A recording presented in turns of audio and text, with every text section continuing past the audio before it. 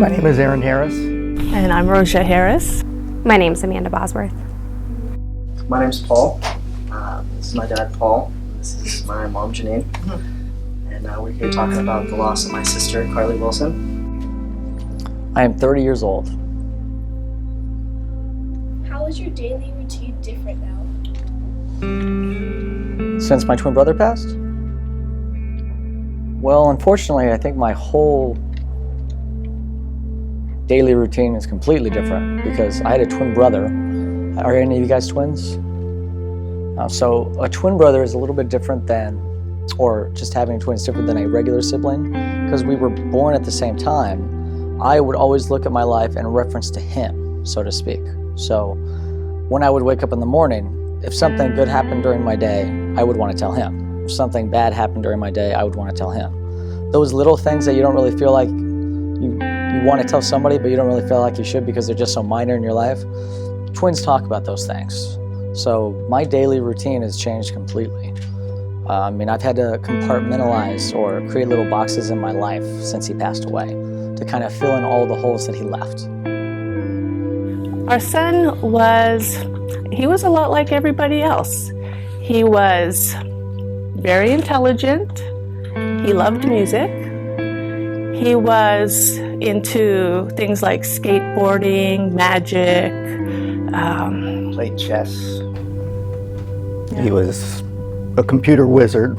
I would call him a computer geek because there was stuff that he could show me if I had any questions. He was the one that I would go to. He was somewhat of a prankster because he kept you on your toes. April Fool's Day, that's for sure. He was a fun kid. You know, he had really close friends, not a big group of friends, but you know, he was just a really nice person to everybody that he met. Nobody had anything bad to ever say about him, and he never said anything bad about anybody. He was brilliant, but yet he was humble about it. He was good at everything that he tried.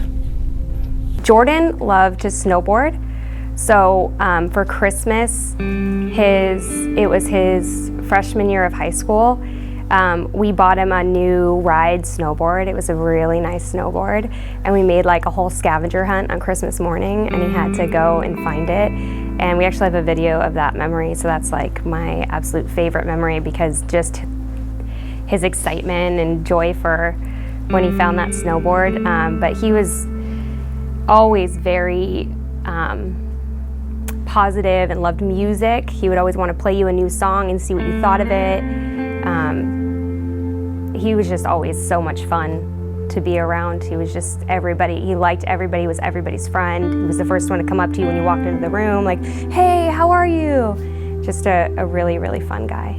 Well, you know, when she was younger, she really liked to color and draw, and she was a really good artist. Again, she was kind of a perfectionist and hard on herself, but she was really talented. And then as she grew up, she started dance, and she was extremely coachable. And a lot of teachers and coaches would say to us, she listens so well and she does exactly what I say. I'm having the kids follow her lead. But she was, 6, 7 years old. She didn't want to do the recital at the end of all the dance.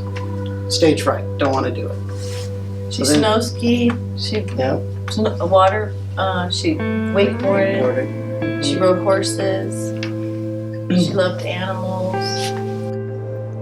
My brother was a very intelligent person. He was very charismatic.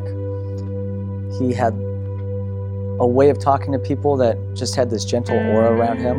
You know, I don't know if any of you guys have ever had someone in your classes where like everyone just kind of likes them, but you don't really know why. And you're like, man, I wish I was like so-and-so because everyone just seems to like them. I don't know what they're doing. That was him. Anytime that he made us laugh was a good memory. Yeah. So one of my most recent that keeps coming back, it was probably 2013 or 2014. It was April 1st, and I was at the computer and couldn't get it to work. The mouse wasn't working, and you know, we have 2 desks sitting side by side.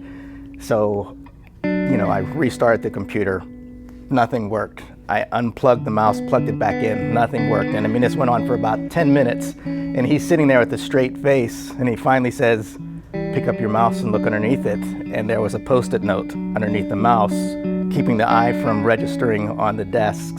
So I mean, it's not a huge memory, but it's just something that's coming up because of the time that's coming up. Jordan was a baseball player, so he played baseball and football all through middle school and high school.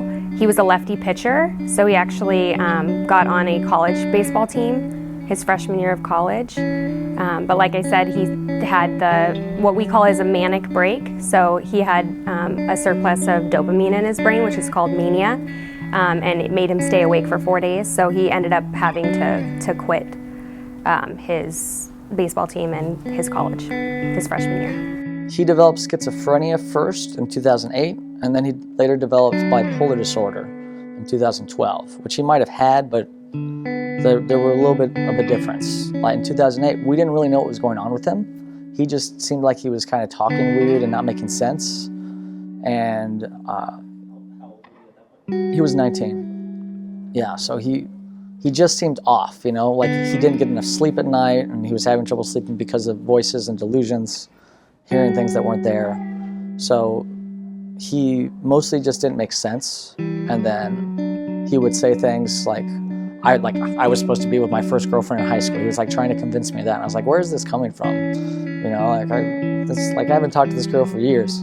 Things like that were just completely random. Eventually, we were able to get him in to see somebody, and they explained what was going on. But for a long time, we did martial arts. I was like, did you just get hit too hard in the head? Like, is it the kind of thing where you just need a couple of weeks off and you got a concussion? We didn't know what was going on. So that was probably the biggest change, was like he was talking and not sounding like himself. He was showing signs of depression at a young age, and at the time we didn't know that that's what it was. And actually a week before he passed away, he had been diagnosed with bipolar disorder, which made a lot of sense to us because he wasn't like super manic and super low, but he did stay up all night sometimes, and that's one of the signs of mental illness. It plays a big role in suicidal ideation and suicide. When the support group that we go to, that's one thing that the common thread for everybody that's there is their loved one had some form of mental illness. I know for Jordan, there was a big struggle because he was diagnosed at 19 and he died at 23. So there was 4 years there where he experienced ups and downs and hospitalizations and medical changes and taking different types of medication. And he experienced having friends that he had for years in high school. And when he went to see them, they didn't want to be his friend anymore because he acted weird or, sorry.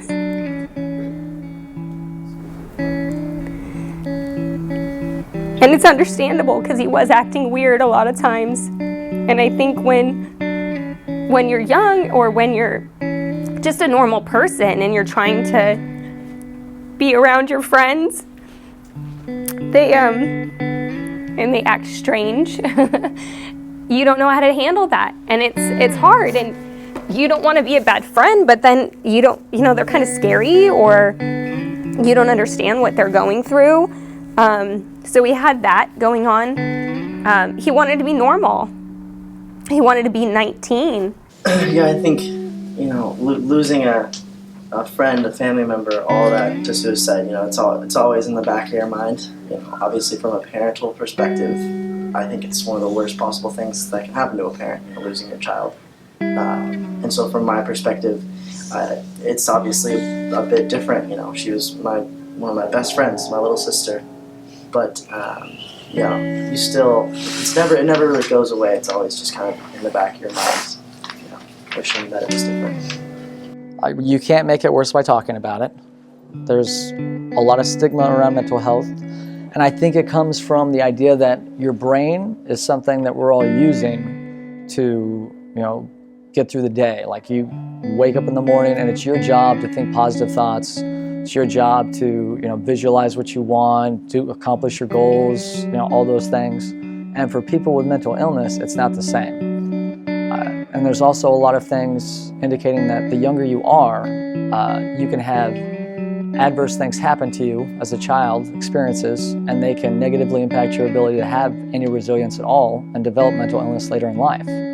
So it becomes one of those things where mental illness and mental health largely could be an environmental problem as well as genetic. And it's not the kind of thing where you just need to pull yourself up by your bootstraps. I'm sure that is the case for some people, but I would argue they are the minority and not the majority. And that most of the time it's the people who are suffering with mental illness who are trying to make it through the day. They're the ones who are really not benefiting from us keeping it so secret and quiet. It's not always obvious. It's not the same as if you saw somebody with a broken leg or if they're bleeding to where you can look and you can tell that they need help. And in our situation, we didn't know what to do. It was brand new for us. So, I mean, after the fact, we find out how much information is out there and the signs to look for and how to basically talk to somebody to get them open up. So I think that's the one thing, people need to realize that you need to talk about it, and it's not going to be obvious, and you're not going to know unless you do talk about it. And I think that mental health affects your physical health. Mental health might be more important than physical health because it all starts in your mind. And just the level of attention that is being shown to mental health compared to the physical health is not an even level. And I'm really glad to see projects like this because we're bringing that awareness out every time we talk about it. Yeah, I think that kind of ties back into just the awareness factor, trying to spread it around to as many people as possible, and that you're not alone. And, there's so many ways to find support. Just that it affects way more people than we realize because it's something that we shun and don't talk about in our society. And if it was more talked about, we would have less suicide at the end of the day. I do feel like the mental health system right now is a very difficult place. I think sometimes when you enter a medical facility or a long-term mental hospital, the environment is just it's not comfortable, it's not warm, it's very low funded, and so there's not a lot of resources out there. And I think you just keep trying to be okay when you're in that mode. So he would, I'm okay. And I think it's just really hard for boys, men in particular, to be emotional. It's hard for them to, say, I don't feel like myself. I don't feel happy. To feel sad in front of people. You don't feel like you can do that. So then you're hiding it and burying it even more. And it's really dangerous for people. Anybody who's considering suicide, to just wait, to have the numbers available to you. There's so many, there's suicide hotlines, there's a crisis and access and crisis hotline. There are chats that are available on the internet. There is a text number that, if you're uncomfortable talking, there are so many resources out there. And in that moment when you're feeling suicidal, just consider that maybe your mind is telling you lies. And wait, just wait. I would say that if anybody ever says that they have that thought at all, even if it's when you're fighting with them and you think it's because they're trying to get attention or they're trying to make a statement, I would say never take that lightly. I would say always believe that might happen and have a conversation about it. Because I feel like if somebody says it, then the thought is in their brain. And if the thought is in their brain, maybe their brain is taking over their ability to think about other things that, I talk a lot about how, your brain is there to have you breathe and have your heart beat. Like it's there to tell you to breathe in and out and your heart to beat without thinking. That's what it does. And so if your brain is telling you shouldn't be alive, something is not okay because your brain is there to keep you alive without even thinking. So if your thoughts are taking over that natural instinct to be alive, it needs to be a longer conversation. It needs to be a discussion. It needs to be, filtered out. Maybe it is just a thought and it's not really an ideation or not really a a threat to your life, but is it a threat to your life? Take it seriously. Take the time to talk to somebody you trust, a psychologist, and just explore that and make sure that thoughts you're having aren't thoughts that could be a danger to you. You know, To seek help. Yeah. To talk to your friends. I think talk just to your talking, family. you know, talking about it, like, it's hard. Look at us struggling up here trying to talk about this. You know, it's hard for people to open up about their struggles, their internal demons and everything, but you gotta try. And the more that it's talked about, you know, I think the better our society will be at handling mental health. Yes. I would say the main thing is to not trust yourself. If you are considering suicide, then you need to not be in control of your own decisions anymore, which doesn't mean that you have to be locked up, but there should be someone who's accountable to you, and there should be an action plan for when you're feeling low, so that you know, okay, I'm feeling this bad. This person's in charge of my mental health. They're the ones who tell me what I'm supposed to be doing because I just can't trust myself. So if you are considering that and you have enough awareness to know that you feel bad, then you should definitely create a plan like that. Yeah. I read a really interesting book about the history of suicide. And society goes in and out of being educational and then not talking about it, and educational and not talk about it. And we find there's no difference between how the statistics add up. We have a saying, you can't give anybody the thought that isn't there. There is a belief that if you talk about it, you're going to give someone the idea. But I know personally that I've never wanted to kill myself. I know that. I talk to other people who have said that they do, and that's a different feeling. I've never felt that way. And I don't think that knowing about suicide makes me think that way. I think the fear is that if you tell someone that that's an option, they take it. I think that anybody who thinks that's an option is not going to wait for you to tell them about it. I think the idea that if we don't talk about it, then it will happen less. But I highly disagree with that.